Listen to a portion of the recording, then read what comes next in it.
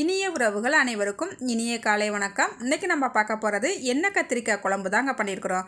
அப்படியே மீன் குழம்பு போலயே இருக்குங்க. சாப்பிட்றதுக்கு செம்ம டேஸ்ட்டாக இருக்குங்க. இந்த கத்திரிக்காய் சாப்பிடாத பசங்களுக்கு கூட இந்த மாதிரி நீங்கள் எண்ணெய் கத்திரிக்காய் குழம்பு வச்சு கொடுங்க. கத்திரிக்காவை ஒன்று கூட மிச்சம் வைக்காமல் அவ்வளோ டேஸ்ட்டாக இருக்குன்னு விரும்பி சாப்பிடுவாங்கங்க.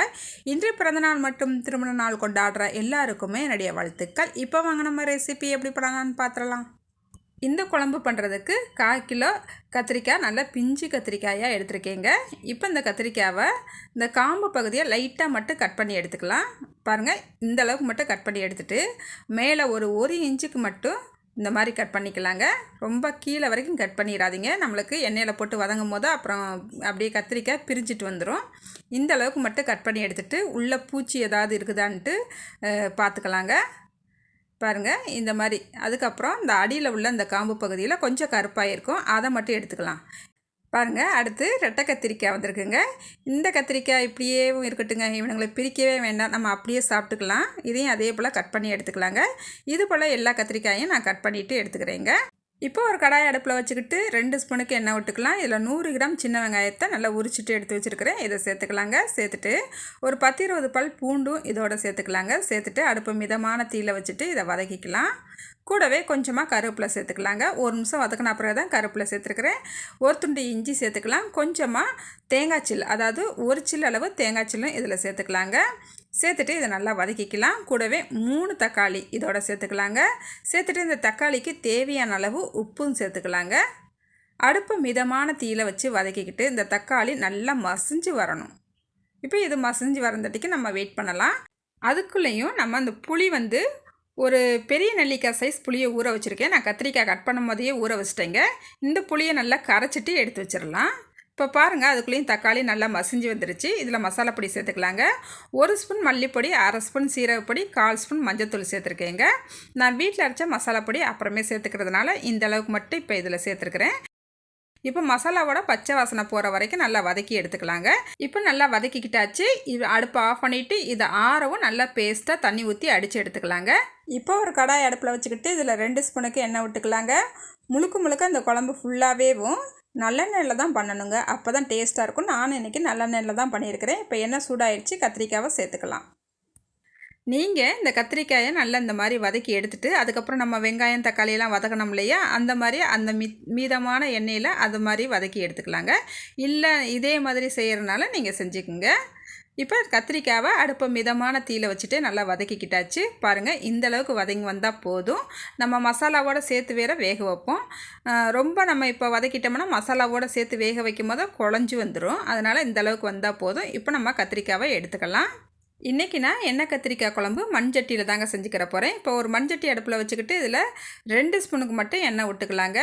மண்சட்டியில் நம்ம குழம்பு வைக்கும் போது ரொம்பவே வாசமாகவும் இருக்கும், டேஸ்ட்டாகவும் இருக்குங்க. கொஞ்சமாக கடுகு சேர்த்துக்கலாம். கடுகு நல்லா பொரிஞ்சு வந்த உடனே 1/4 ஸ்பூனுக்கு வெந்தயம் சேர்த்துக்கலாங்க. அப்படியே இந்த குழம்பு சாப்பிட்றதுக்கு மீன் குழம்பு போலயே இருக்குங்க டேஸ்ட்டு. இப்போ இதில் கொஞ்சமாக ஒரு 50 கிராமுக்கு சின்ன வெங்காயம், ஒரு 4-5 பல் பூண்டு இதையும் சேர்த்துக்கலாங்க. கொஞ்சமாக கருவேப்பிலையும் சேர்த்துக்கலாங்க. வெங்காயத்தை நல்லா கண்ணாடி பதம் வர வரைக்கும் அடுப்பை மிதமான தீயில் வச்சுட்டு நல்லா வதக்கிக்கலாம். கூடவே 2 பச்சை மிளகாய் சேர்த்துக்கலாம். இப்போ வெங்காயத்தை நல்லா வதக்கிக்கிட்டாச்சுங்க. இந்த நேரத்தில் வீட்டில் அரைச்ச மசாலா பொடி 1/2 ஸ்பூன் சேர்த்துக்கிறேன். உங்கள்கிட்ட இந்த மசாலா பொடி இல்லைன்னா 1 ஸ்பூனுக்கு மல்லிப்பொடி, 1/2 ஸ்பூன் சீரகப்பொடி சேர்த்துக்குங்க. ஏற்கனவே நம்ம மசாலா பொடி அதில் சேர்த்துருக்குறோம். காரத்துக்கு வத்தப்பொடி நீங்கள் எப்படி காரம் சாப்பிடுவீங்களோ அதுக்கு தக்கன கூட்டியோ குறைச்சோ சேர்த்துக்குங்க. இப்போ இதை நல்லா வதக்கிக்கிட்டு நம்ம அடித்து வச்சுருக்கிற தக்காளி வெங்காயம் விழுது அடித்து வச்சுருந்தோம் இல்லையா, அதை சேர்த்துக்கலாங்க. சேர்த்துட்டு நல்லா கலந்து விட்டுக்கலாம். ஏற்கனவே அது எண்ணெயில் வதக்குனது தான், ஒரு தடவை கலந்து விட்டால் போதுங்க. இப்போ 1/2 லிட்டருக்கு தண்ணி இதில் சேர்த்துக்கலாங்க. ரொம்ப தண்ணி சேர்க்க வேண்டாம், நம்ம கிரேவி கணக்கில் தான் வைக்க போகிறோம். அதனால் 1/2 லிட்டர் மட்டும் தண்ணி சேர்த்துக்கலாம். இப்போ நம்ம புளிக்கரைசலை நல்லா வடிகட்டிட்டு எடுத்து வச்சுருக்கிறேன், இதையும் சேர்த்துக்கலாங்க. நல்லா கலந்து விட்டுக்கலாம். நம்ம தக்காளி வதங்கும் போது தான் உப்பு சேர்த்துருந்தோம். அதனால் நல்லா கலந்து விட்டுட்டு உப்பு இருக்கான்னு ஒரு தடவை செக் பண்ணிக்கலாம். இப்போ உப்பு கொஞ்சம் கம்மியாக இருக்குது, உப்பு சேர்த்துக்கிறேங்க. இப்போ இதை மூடி வச்சு ஒரு 2 நிமிஷத்துக்கு நல்லா கொதிக்க விட்டுடலாம்.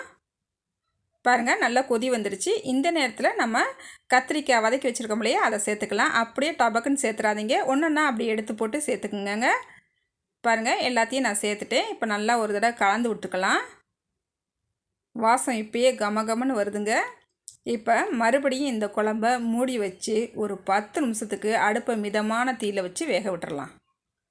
இப்போ ஒரு 10 நிமிஷம் ஆயிடுச்சுங்க. ஓப்பன் பண்ணி பார்த்துடலாம். இங்கே பாருங்கள், எண்ணெய் பிரிஞ்சு குழம்பு சும்மா கமகமன்னு தளன்னு சூப்பராக ரெடி ஆயிடுச்சுங்க.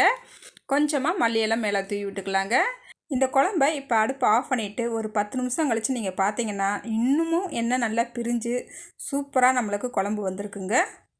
சுட சுட சாதம் வச்சு நல்லா சூடான அந்த குழம்ப 2 கரண்டி அப்படியே விட்டு அப்படியே பிரட்டிட்டு சாப்பிடும் போத அமிர்தமாக இருக்குங்க. இப்போ இந்த குழம்ப ஒரு பவுலுக்கு மாற்றிக்கலாங்க. கத்திரிக்காவே சாப்பிட மாட்டேன்னு அடம்பிடிக்கிற குழந்தைகளுக்கு கூட இந்த மாதிரி எண்ணெய் கத்திரிக்காய் குழம்பு வச்சு கொடுங்க. நீங்கள் கத்திரிக்காய் சாப்பிட்றனே சொல்ல வேண்டாம், அவங்களே சாப்பிட்டு காலி பண்ணி விட்டுருவாங்க. அந்த அளவுக்கு இந்த குழம்போட டேஸ்ட்டு சூப்பராக இருக்குங்க. இந்த வீடியோ உங்களுக்கு பிடிச்சிருக்குன்னு நம்புகிறேன். நீங்களும் இதே போல் ட்ரை பண்ணி பாருங்கள். ட்ரை பண்ணிவிட்டு எப்படி வந்துச்சுன்னு மறக்காமல் கமெண்ட்டில் சொல்லுங்கள். வீடியோ பார்க்குற நீங்கள் என்னோடய சேனலை லைக் அண்ட் ஷேர் பண்ணுங்கள். புதுசாக வீடியோ பார்க்குறவங்களா இருந்தால் என்னோடய சேனலை சப்ஸ்கிரைப் பண்ண மறந்துடாதீங்க. அடுத்த ஒரு வீடியோவில் பார்க்கலாங்க. பாய்.